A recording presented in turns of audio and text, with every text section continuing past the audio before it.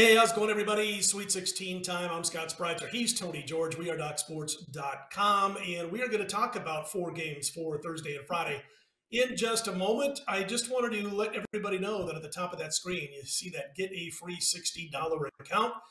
You click on the link below the video, get yourself set up for a free $60 account if you're not yet a member at DocSports.com, and it's a real cool way and a unique way to give DocSports.com a trial run if you've not yet done so. So click on that if you wish, and a good time to be doing it with the Sweet 16 coming up. Obviously, we're not at the Red Rock this week, but we should be back next week when we're talking Elite Eight. Of course, the Final Four following that. So can't wait till all that happens. But Tony, let's jump into it. On Thursday's action, we've got Houston taking on Arizona.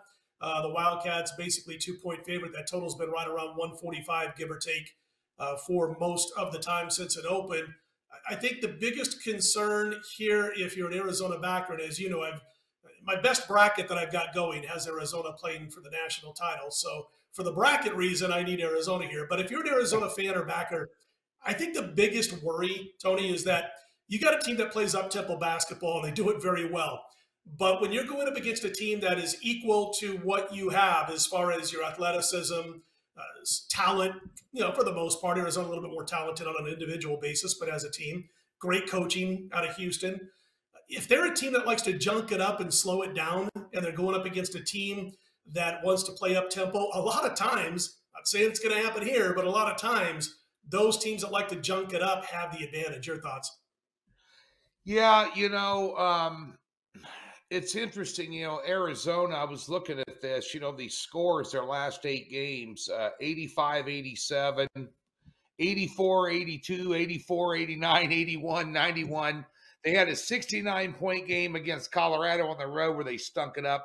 The game before that, they scored 97 against Utah. So this is a team that is used to having their way. Now, the 85 points in their last game, some of those came in overtime. I guess what you got to ask yourself this question. If TCU's defense gave them issues, what's Houston's defense going to do? And if you're a Houston backer, you got to be sick that your 2 best scorers on your team at the beginning of the season aren't even on the team right now, and they're still doing this stuff, Scott. So this game here is kind of an enigma wrapped in a riddle for me because, the strength of one is the strength of the other, this, that.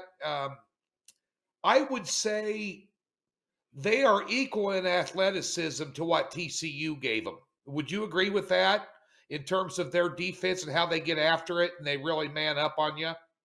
Their style of play, I agree. I think their style of play, I think Houston on an individual basis is more talented than TCU.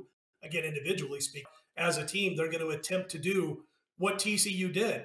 And while that, like you said, that final score, ends up in the 160s between TCU and Arizona, it was part of that in overtime. And, even though it was a higher scoring game than TCU likes to play, they still made Arizona work for every bucket. And, that's not always the case for a team that plays up-tempo basketball.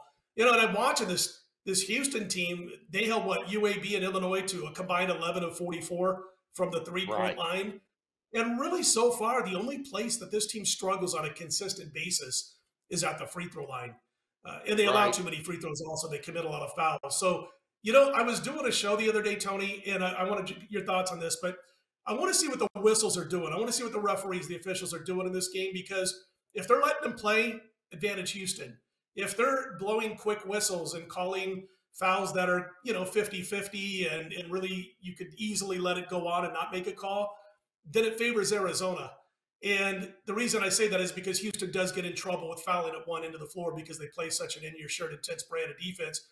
And I think that makes for potential in-game betting on this particular game. Because you can see the flow of the game, you can see what the officials are doing, and you can kind of make your adjustments based off of that. Yeah, I agree. This one here, to me, is too close to call. Houston, the only way that they can win is to dictate pace. I mean, because if they want to, Calvin Sampson is the best coach in this game. He's a good coach, regardless of his off-court, whatever that was in the past. He's a hell of a basketball coach.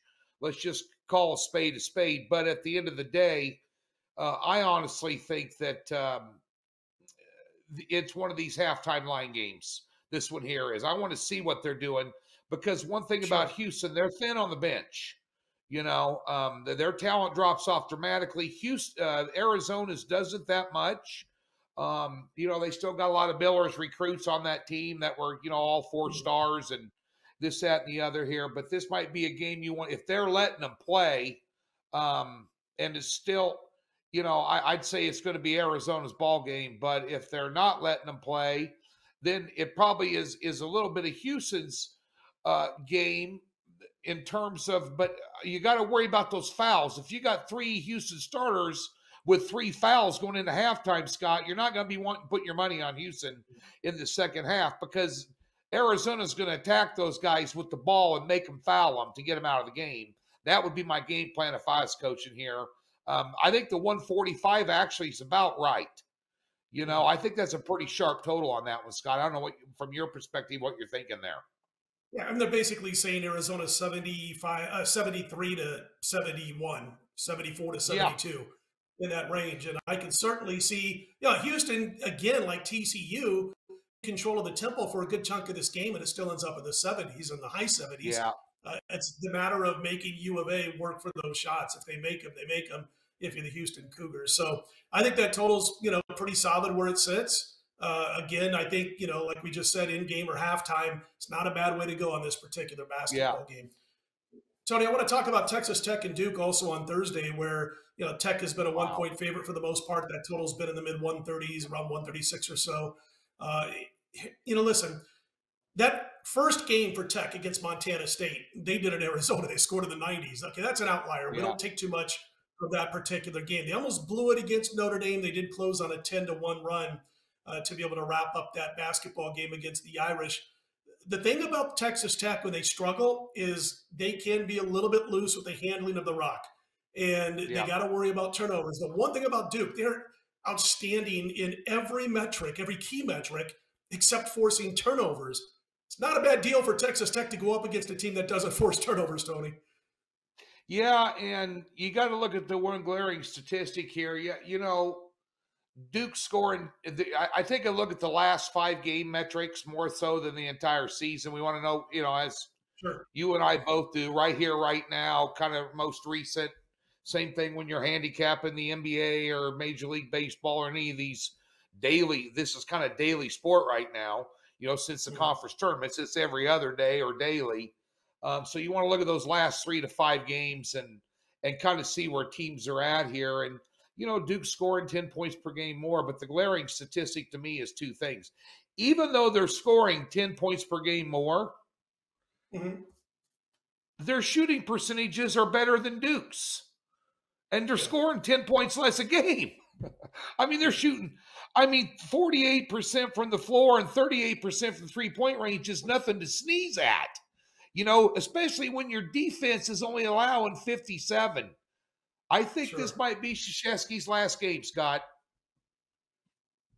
I'm not going to argue with that. I think Texas Tech, in fact, it's on my other side of my bracket. I talked about from a bracket perspective, not from a point spread perspective, but I had getting to the Final Four and taking on UCLA. And my biggest fear for Gonzaga is if Texas Tech meets them next because of that defensive play, that defensive style of basketball. And everybody's bought in to what's being preached in the locker room for the Red Raiders. Yeah. This is going to be a tough spot for Dookie because they haven't looked great, going back to that final home game when they lost to North Carolina, which I thought there was so much pressure on those kids in Coach K's final home game that it was a little bit unfair for the way he acted after that game. I get trying to motivate your team, but there was a lot of pressure on them.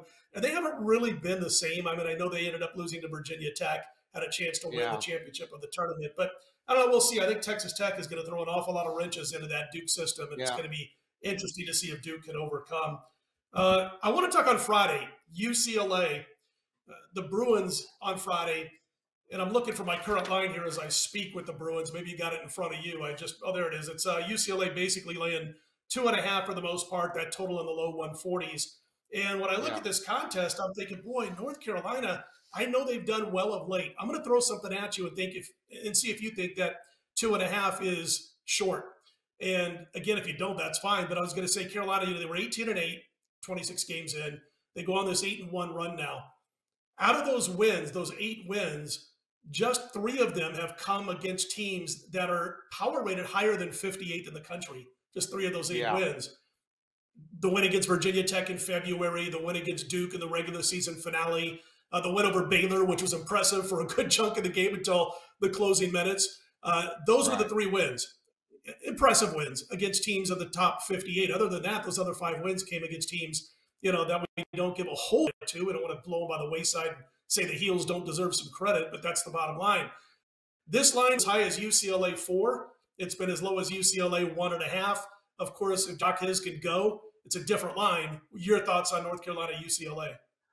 Well, here we go again, just like we talked about the Duke game, and I'm going to revert back to that because we're talking about North Carolina. Sure. Regardless of what was going on that week at Duke, I still find it hard to believe they let Carolina hang 94 on them in Cameron Indoor. That is a little bit of how much firepower Carolina can bring to the floor offensively. Right. And also how bad Duke can be on defense, which is scary against Tech.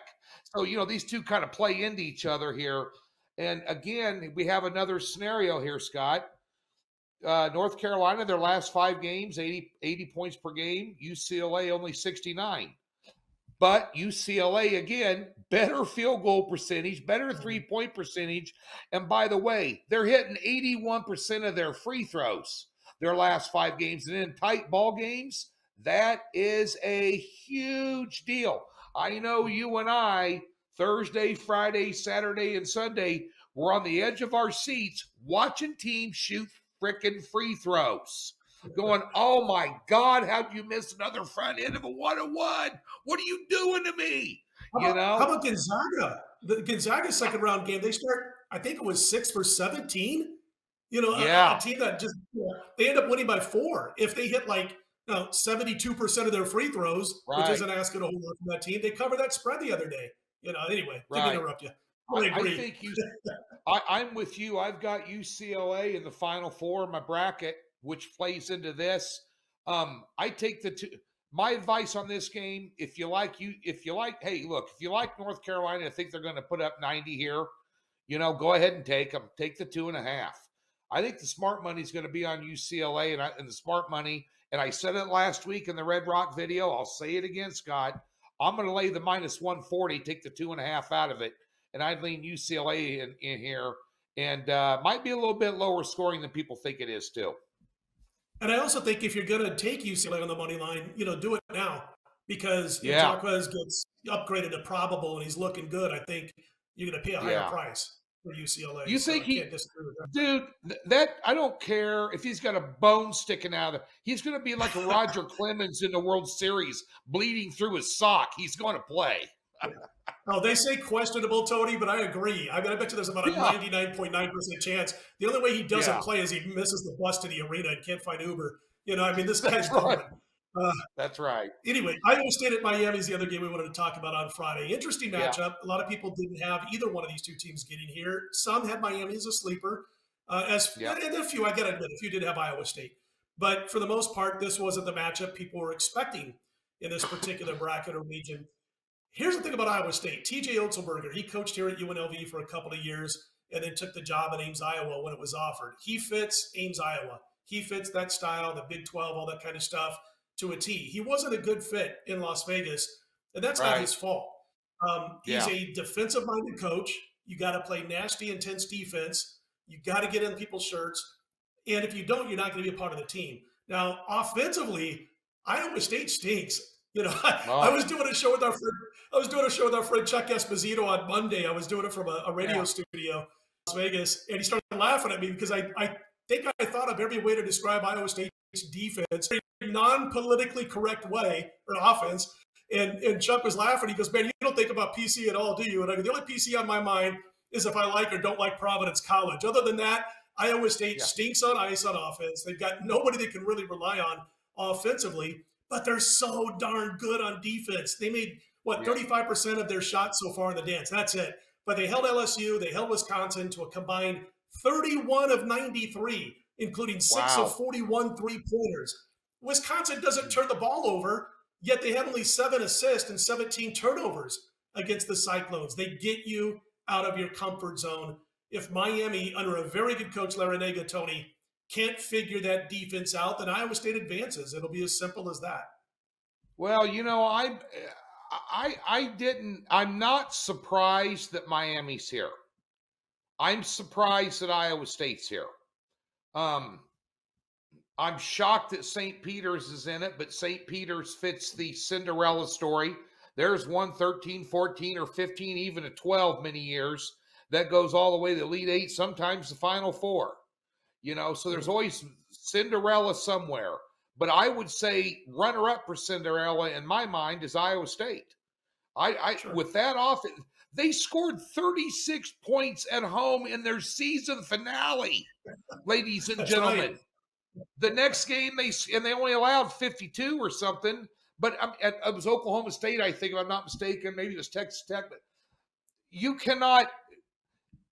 The key in this game, the difference in this game, a place that I go to called Synergy Sports. They rank different categories in college basketball. I'm sure you've heard of them. If you haven't, check them out. But they rank Miami, the Hurricanes, as the #1 transition offense in college basketball. That's going to be key in this game. If they can score points in transition, they can win this game. Because if they got to set up in a half-court set and try to go up against this defense, then you're going to have some problems because Miami's not that prolific. But if they can get out and run, and they don't have to get out and run every play, folks. If they can get up and down the floor 4 or 5 different times, 4 or 5 different possessions in the first half and the second half, they can put Iowa State away by 8 or 9 here. If they don't, this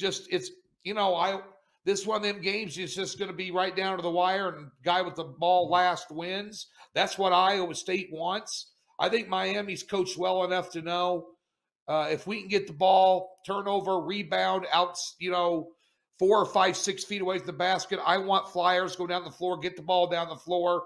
Let's not dribble it down and set it up. I think that's what Miami do, and I think that'll probably be the difference in this game, Scott. You mentioned something about St. Pete's being in this, and obviously the Cinderella team, and we'll find out if the slipper comes off or if the clock strikes midnight or whatever the deal is this week. But, I was looking at just to give people an idea, and if you like St. Pete's, by all means, bet them. I mean, you got to go with what's got you here, so to speak. And so if you like them, bet them. Here's the thing that is tough for me to, when I'm looking at that game so far, and we're doing this on Tuesday, 6 p.m. Eastern or whatever, so got a little bit more time before I'm going to make a decision on that game. Right. They were on March 1st. On March 1st, St. Peter's was ranked 145th in the nation, power rating. Yale, when they played Purdue, was ranked 146th. Purdue was a 16.5-point favorite over Yale when they played in the opening round. Question I presented to Esposito on Monday on air was, Chuck, if this was an opening round game, isn't Purdue laying 16.5 instead of 12.5? And he said, you're probably right, or damn close to it, because that's how much a couple of games can matter to the point spread, to the guys behind the counter. And if they on the 16.5 now, they're going to be facing some liability. And they might not get fortunate like they did when South Dakota State ended up getting beat by Providence when they took all that SDSU money before that game. So, it's just something to factor in there. Do you, when people are looking at that game, do you think that the adjustment in that point spread is warranted or not? Or maybe it's over adjusted or under adjusted? It's up to that person handicapping the game. I'll give you a real quick free pick here. And then if you got one for the folks that are watching, my free pick on this video is going to be the under in the battle between Texas Tech and Duke. For all those reasons we mentioned, I won't go into it again and repeat myself. The under between Texas Tech and Duke. Well, the thing I would do, a game we didn't talk about here, but game you just talked about, Purdue and St. Peter's. I know, but we both contributed to an article that's coming out on Doc Sports website here, some Sweet 16 angles from various handicappers of the roster of handicappers that we have. Of course, you and I are the most important ones, but nonetheless. One thing I talked about in there, I'm making friends real fast when everybody comes to town. I'll be buying drinks now. But nonetheless, one thing I talked about in that you want to look out for is momentum. And Right. now St. Peter's or any Cinderella, Loyola Chicago a couple years ago, Baltimore County, Maryland before that, the year they knocked off Virginia and all that. There's one every year.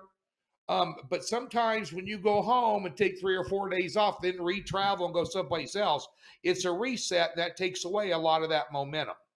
Mhm. Also, on the other side of the coin in that game, Purdue is probably the weakest three seed in the tournament.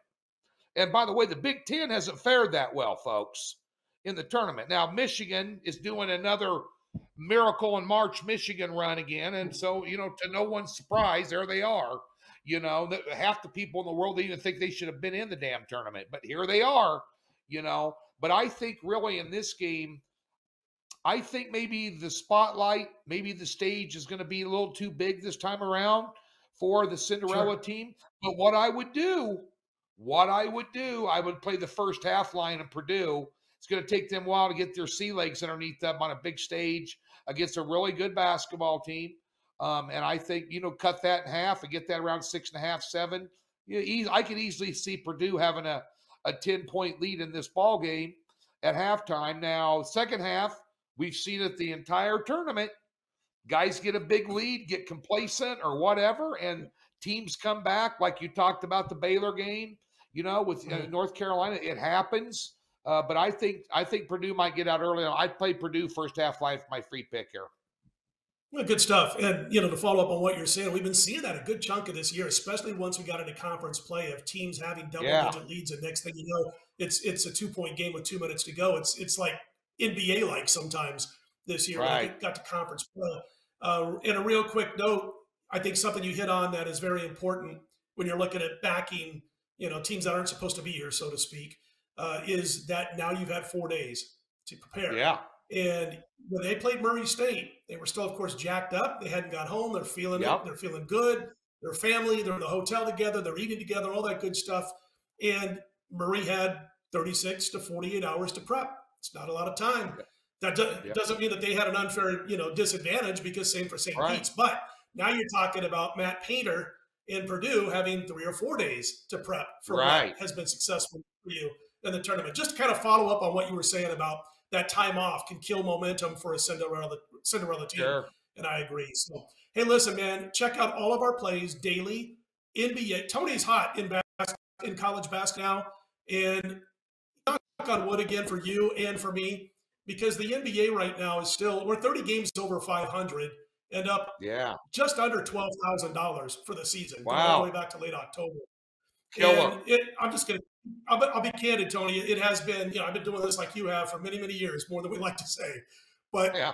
this is my best NBA season from start to finish thus far. So again, knock on wood for Yeah. Tony. He's been tearing it up in college. Knock on wood for my NBA, college. Baseball's coming around the corner. Love the first half of the season. So check out all the packages for all the guys over at DocSports.com. And again, don't forget about that $60 free account.